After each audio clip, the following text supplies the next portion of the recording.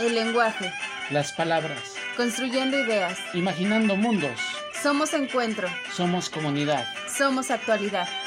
Somos comunicación para el bienestar. Hola, ¿qué tal? ¿Cómo están? Aquí continuamos en Comunicación para el Bienestar. Nos acompañan colaboradores muy importantes, José Luis Flores Torres ¿Qué tal? ¿Cómo han estado? e Ivette Serna. Hola, ¿qué tal? Hoy tenemos para ustedes una propuesta interesante. Este 10 de noviembre se ha conmemorado el Día Internacional de la Ciencia para la Paz y el Desarrollo en la agenda de la Organización de las Naciones Unidas. Y bueno, con la pandemia y con muchas otras cosas que están pasando a nivel internacional, hemos considerado importante poder reflexionar acerca de la participación y la incidencia de la ciencia, particularmente en lo que la ONU ha determinado como la paz y el desarrollo. No sé, ¿en qué contexto podríamos ubicar esta conmemoración? ¿Qué está pasando con la ciencia, la paz y el desarrollo?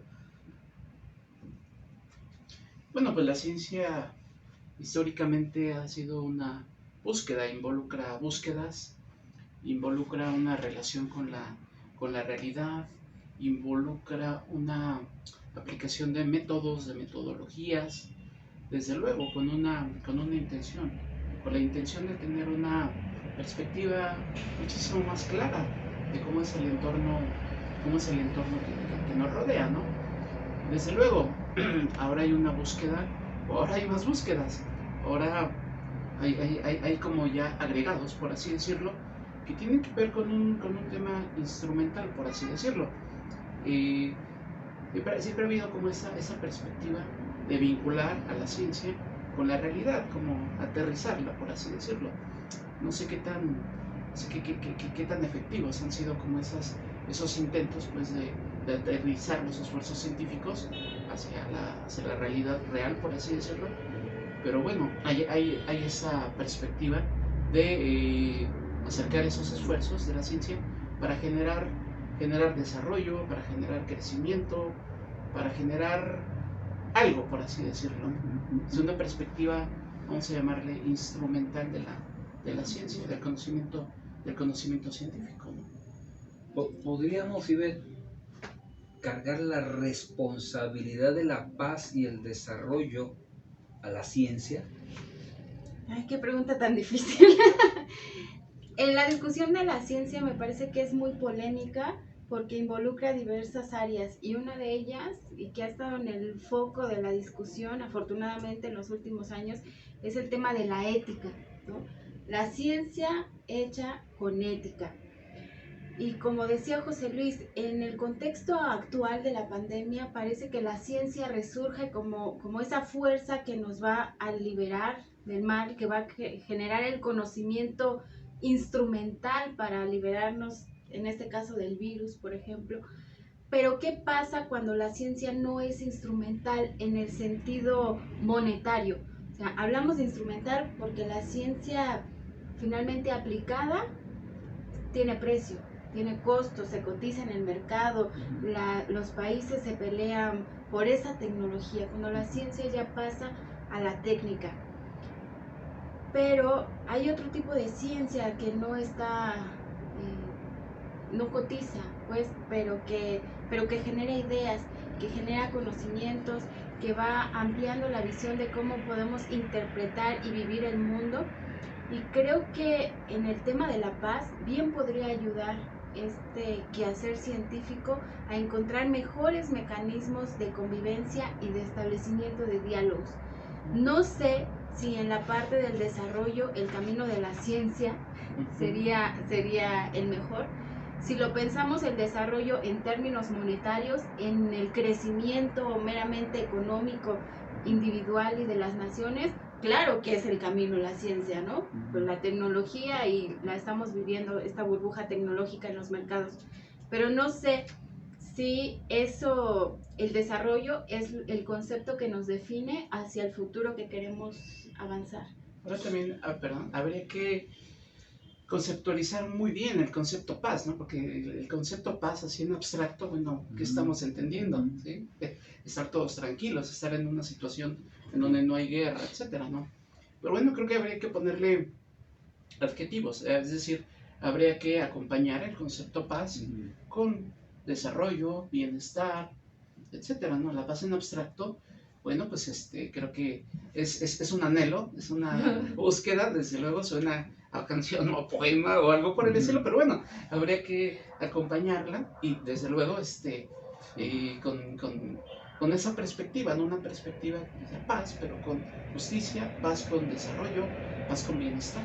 Pero fíjate, perdón, que hay que replantear la discusión si el anhelo, lo que estamos queriendo es la paz, porque políticamente correcto pareciera que sí vamos hacia allá, pero la paz entendida como una ausencia de conflicto, si entendemos el conflicto como la generación de conocimiento, como las preguntas, como la búsqueda de nuevos caminos, me parece bien importante sí replantear la discusión del concepto de paz, o si hay otro concepto que incluso nos puede beneficiar más como humanidad que la misma paz.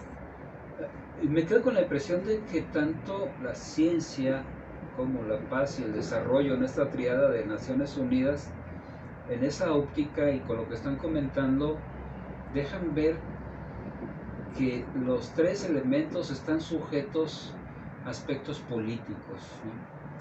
La ciencia también determinada por cuestiones políticas, cuando se piensa como un instrumento para el desarrollo, el mismo desarrollo, quién sabe desde qué categoría se entiende esta propuesta de desarrollo, y la misma paz, ¿no?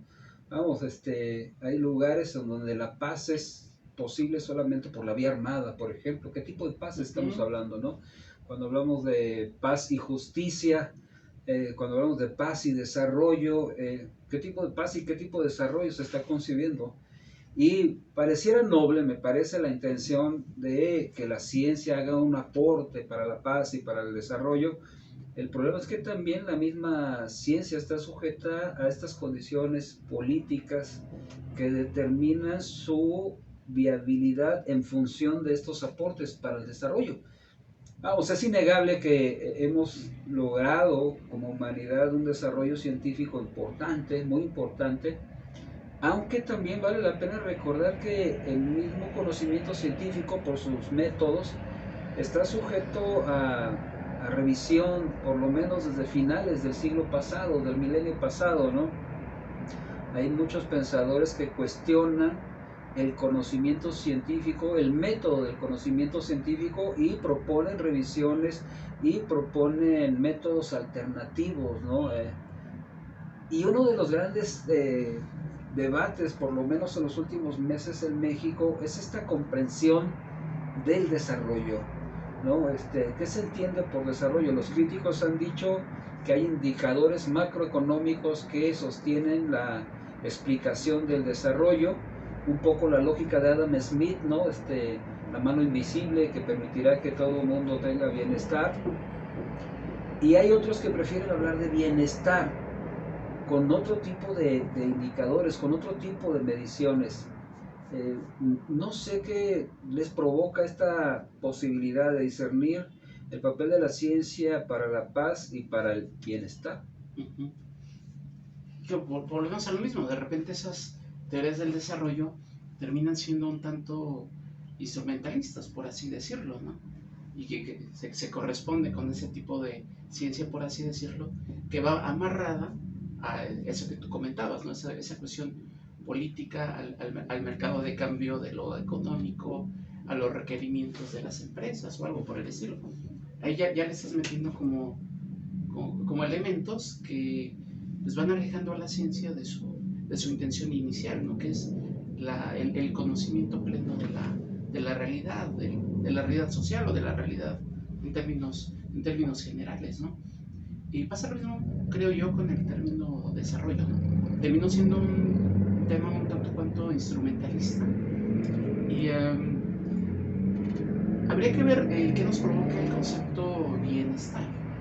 Creo que el concepto bienestar, para empezar, bueno, creo que aterriza el concepto de estar bien, estar mejor de una manera más plena, no nada más términos económicos, por así decirlo, en indicadores de sueldos incluso, sino desde una perspectiva más global, por así decirlo, que incluya pues muchas más variables, ¿no? Como puede ser incluso la perspectiva de género, ¿sí?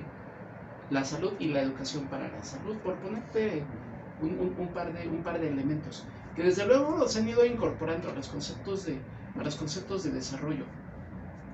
Si vemos hoy en día los conceptos de desarrollo de PNUD o los objetivos de PNUD, bueno, ya hay una intención como por acercar ese tipo de temas o de macro temas ya al concepto de desarrollo, ¿no? Me parece que habría que ser como más incluyentes y habría que incluir muchos más temas, ¿no? ¿Dónde queda el tema de la innovación, por así decirlo, ¿no? Que también desde luego está en el plano, en el PNUD, pero bueno, habría que profundizar más en ese tema, sobre todo en el contexto actual, en el contexto de la pandemia, con todo lo que lleva, si no nada más es la búsqueda de la vacuna, sino lo dependientes que nos hemos vuelto con respecto a las tecnologías. Me parece bien interesante la introducción que haces al desarrollo en estos términos económicos o macroeconómicos. Pero según Bunge, la economía es una pseudociencia. Entonces, ahí tendríamos que replantear qué tanto es cierto que la ciencia debe aportar al desarrollo en términos económicos y no al bienestar. Esta discusión es complicada porque me parece que interviene un cambio de paradigma, no solo en las políticas públicas, en los planes de desarrollo, en los de la ONU, los nacionales, sino también en la forma en que individualmente concebimos nuestra idea de bienestar y nuestra idea de desarrollo, que generalmente la estamos acompañando con estos indicadores económicos, ¿no? Estoy bien, en tanto mi bienestar económico, que solo es un factor. Si entendemos el bienestar como la suma de las capacidades y de la utilidad de estas capacidades para que cada persona desarrolle su visión de la vida o su potencial en la vida, estamos hablando que incluso tendrían que integrarse categorías como la felicidad, la salud, la equidad, ¿es cierto?, la tecnología, la economía, pero como integrantes de un todo, no como el único indicador para el desarrollo de las sociedades. Y el tema del método, abordando también en la discusión del método, me parece fundamental porque creo que esta visión instrumental de la ciencia se ha enfocado en el método y no en la generación de conocimiento. ¿Por qué? Porque vamos guiando a través de los planes de desarrollo las líneas temáticas y estamos estableciendo hacia dónde tenemos que ir. Parece que el conocimiento final que estamos construyendo no importa tanto como la justificación que le estamos dando a esa idea, ¿no? Y comentábamos hace unos días, un poco en son de burla, pero un poco en verdad también, que decíamos, no importa el tema de lo que vayas a investigar o de tu línea de investigación, lo que importa es el método, y que sea, ¿no?, que tú puedas justificar aquello que estás construyendo. Me parece que ahí el neoliberalismo, la ciencia instrumental, está justificando todos estos planes de desarrollo económicos, ¿no?, economicistas. El conocimiento occidental, dice Boaventura de Sousa Santos, es una de las posibles formas de conocimiento, no la única. Diríamos el conocimiento noroccidental, ¿no?, desde este lado.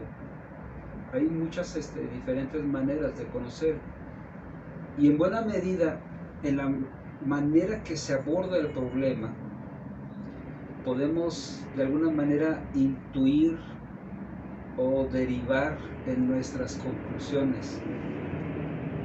Si hacemos de la ciencia un instrumento para el desarrollo, un instrumento para la paz, queda la impresión de que tanto la ciencia como la paz y el desarrollo tienen mucho que perder. Es innegable, insisto, que hemos tenido grandes y resultados muy importantes con la ciencia, pero hay una comprensión del desarrollo, hay una comprensión de la paz, hay una comprensión de la misma ciencia que que ha derivado en un conjunto de factores nocivos. Muchos ecologistas, por ejemplo, consideran que las pandemias de la última década, no del último siglo, de la última década, H1, N1, el síndrome agudo de respiración, etcétera, son precisamente consecuencia de esta comprensión científica del desarrollo, de esta comprensión del desarrollo y del uso de la ciencia, ¿no? La verdad es que la ciencia no tiene la culpa de su reputación. Replantear desarrollo por bienestar en esta comprensión que decía José Luis, se me hace muy interesante, ¿no? No nada más indicadores de renta, de rentabilidad económica, ¿no? Indicadores que tienen otro tipo de satisfactores para la propia población, ¿no? Y bueno, entonces tenemos el otro problema. ¿Qué estamos divulgando de la ciencia? ¿Cómo es que el conocimiento científico llega a la sociedad? ¿Y qué es lo que la sociedad puede apropiarse de la ciencia? Hay algunos proyectos que pueden generar diferentes expectativas. Seguramente ustedes han oído de esto que se llama el periodismo ciudadano, que la verdad puede ser muy ciudadano, pero parece que no es tan periodismo, ¿no? Ahora se está pensando proyectar para el cuidado de los ecosistemas de las diferentes regiones, particularmente en México, una ciencia ciudadana, y que reconocen los proponentes que no es de suyo que la ciudadanía vaya a hacer ciencia, sino que participa en diferentes etapas de investigación de los procesos propiamente científicos, ¿no? No sé si ustedes tengan, bueno, ¿qué nos dicen acerca de la divulgación de la ciencia? Lo que pasa es que también termina habiendo otros problemas ahí con respecto a indicadores de ciertas instituciones, como puede ser CONACYT, que es la que en México, bueno, pues estaría como muy encargado de todo ese tipo de cuestiones, de incentivar y de difundir, etcétera, que estaría marcando la pauta hacia exigencias o hacia obligaciones de los científicos, que me parece válida, porque creo que el científico tendría como la obligación de difundir, ¿no? de difundir el resultado de su investigación, siempre y cuando, bueno, me parece que esa investigación, bueno, pues, tenga un aporte interesante, o tenga un aporte que metodológicamente sea sustentable, o que sea lógico, etcétera, como lo quieras llamar. Pero de repente, cuando ya se convierte como en un simple indicador, tienes que publicar por publicar, porque eres parte del sistema o porque te exige así. Me parece que ahí ya estamos como en otros ámbitos que ya se alejan, pues, del quehacer científico, por así decirlo. El publicar por publicar, el publicar por cumplir un indicador, bueno, pues me parece que es ya como una mano negra, ¿no? Meterle una mano negra un poquito a lo que es la intención de la ciencia. Desde luego, el científico tendría esa obligación, desde luego, de comunicar, de difundir el resultado de sus investigaciones, pero ya dejarlo como a la obligación, ya dejarlo, pues ya me parece como que un poquito complejo. Y no nomás la obligación, yo creo que es el paso fundamental en la generación de conocimiento. Si le quitamos los adjetivos a la ciencia, esto que tú estás generando lo tienes que abrir a la discusión, y además lo tienes que hacer público, porque ya no te pertenece, en tanto que el conocimiento es de todos, ¿no? No debe de haber este monopolio científico, ni de los investigadores, ni de las instituciones, ni de las instituciones de gobierno, mucho menos de las empresas. Pero bueno, existe este tema monetario, ¿no? Los investigadores divulgan, pero esa información es mediada. ¿Qué están difundiendo los medios? Pues yo creo que lo que entienden, incluso peor, lo que no entienden. Sí, porque ponemos el ejemplo de la pandemia, donde llevamos varios meses con una conferencia a las 7 de la noche, donde el subsecretario de Salud sale a hacer unas cátedras sobre salud, ¿no? Sobre medicina, todos los días te va dando un tema diferente, pero parece que los medios o los reporteros no terminan de entender el lenguaje médico, el lenguaje científico, y convierten aquello en una hora de escarnio público donde se va a sacar el escándalo, ¿no? La cifra que no coincide. Me parece, por ejemplo, muy alarmante que habiendo datos públicos, estos Big Data, que todos tenemos acceso y podemos ir viendo cómo se van comportando los indicadores y los números, los reporteros no lo están usando. Sí. O sea, imagínense la riqueza de información y todas las preguntas que se podían derivar. Y no nada más las preguntas, sino las contrarrespuestas, ¿no? Para la misma autoridad. Claro. Pero no la estamos usando. Creo que hubo en una ocasión un reportero de ahí, un medio médico, científico, algo así, pero muy chiquito, y preguntaba sobre algunos datos del Big Data, y el resto de los reporteros, no sé si por falta de conocimiento o falta de interés, se le aventaron encima en un tono de burla. Entonces, no sé qué está difundiendo los medios de comunicación. Creo que sí debería haber más especialistas, los reporteros deberían poner más de su parte, pero también es cierto que las instituciones y los científicos tienen que hacer un esfuerzo por bajar el lenguaje en el tema de la divulgación. Sí, bueno, ahí me parece que esa es un poco responsabilidad de los medios de comunicación, el conocimiento científico duro, con todas las habilidades didácticas específicamente de Hugo López-Gatell, lo pone accesible, pero creo que la fuente que está atendiendo las conferencias diarias desde finales de marzo no es propiamente la fuente de salud y de medicina. A mí me queda la impresión de que la mayoría de reporteros que cubre la fuente, la conferencia de López-Gatell, más bien es una fuente de política, más que de salud. Entonces, y eso se refleja en las preguntas que le plantean, ¿no? Si tiene aspiraciones presidenciales, si tiene aspiraciones de otro tipo, qué pasa con su vida sentimental, en fin, o sea, le preguntan de todo, excepto de salud y de medicina, ¿no? Y, vamos, la información que socializan está filtrada con ese sesgo, cuando el papel de los medios, del periodismo, es proveer de información accesible, relevante, pertinente, importante para la toma de decisiones de la ciudadanía, ¿no? Y bueno, se meten en cuestiones del corazón, se meten en cuestiones de política, se meten en cuestiones de economía, y dejan de lado la información que tiene que ver propiamente con salud, con medicina, ¿no? Apenas recientemente que se han notificado de los avances de la vacuna del laboratorio Pfizer, el tratamiento que le dan a la información que presentó López-Gatell fue de desgaste, de golpeteo, cuando lo que él está diciendo es algo perfectamente científico. Esperemos los resultados, las pruebas, la comprobación de que aquello efectivamente funciona, como se dijo en su momento también con la Sputnik 5 de Rusia, ¿no? Que tantos memes y tantos chistes provocó.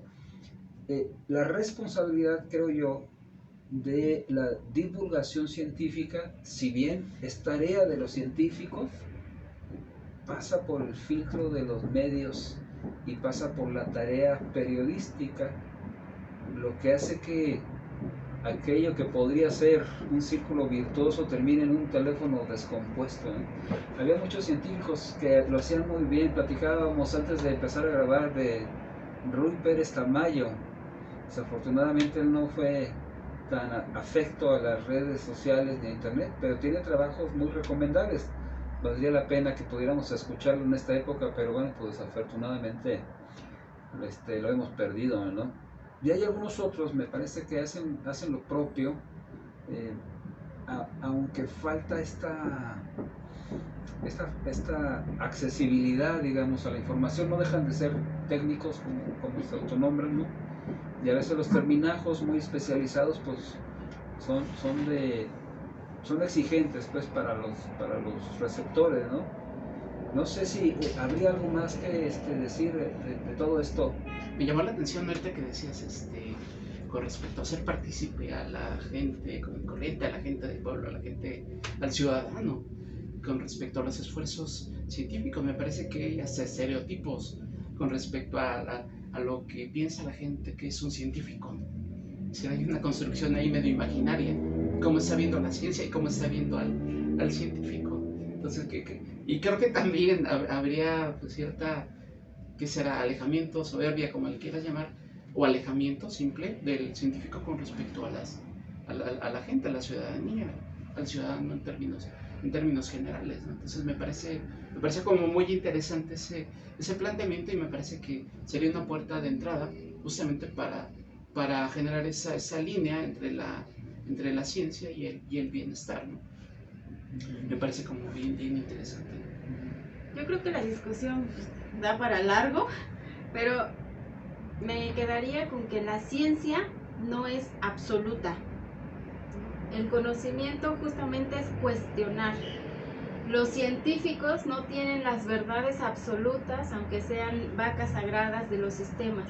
El tema de la productividad es bien importante porque a veces están los científicos o los investigadores más preocupados por cumplir con la publicación que por la calidad de la publicación. O hay un tipo de, así como hay un periodismo de escritorio, creo que también hay una ciencia de escritorio que no se ensucia las botas, por llamarlo de alguna manera. No, y a la par de eso volvemos al inicio, ¿no? Al sentido instrumental de los apoyos, de las becas, o sea, parece que la preocupación por la ciencia es más bien preocupación por una élite o por algún estado personal de reconocimiento que por la generación misma del conocimiento. Y en el papel de los medios creo que deberían de cuestionar a la ciencia, o sea, deberían quitarse ese miedo de entrarle a la ciencia y deberían de cuestionar no solo el papel de las instituciones como los recortes del CONACYT, que son mucho más profundo de lo que los medios lo están presentando, sino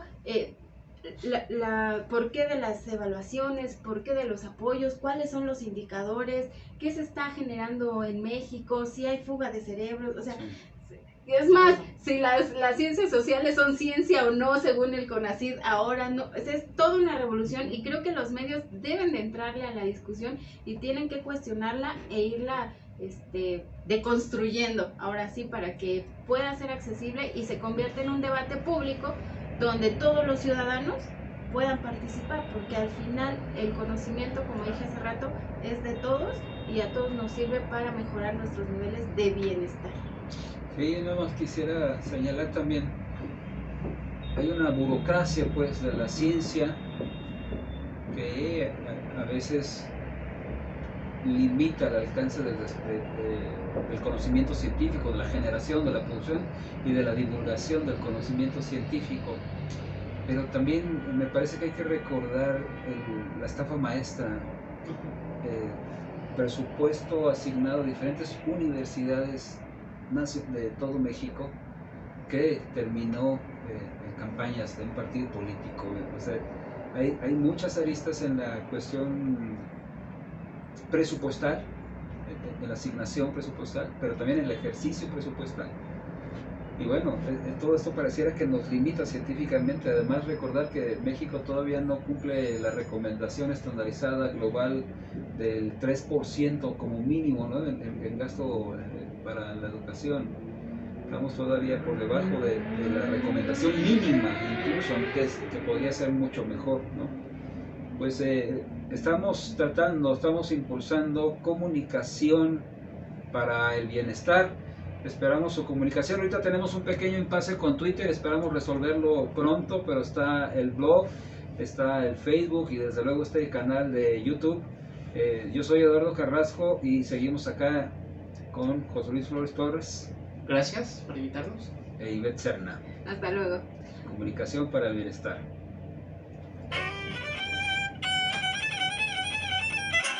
El lenguaje.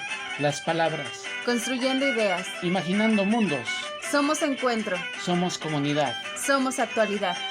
Somos comunicación para el bienestar.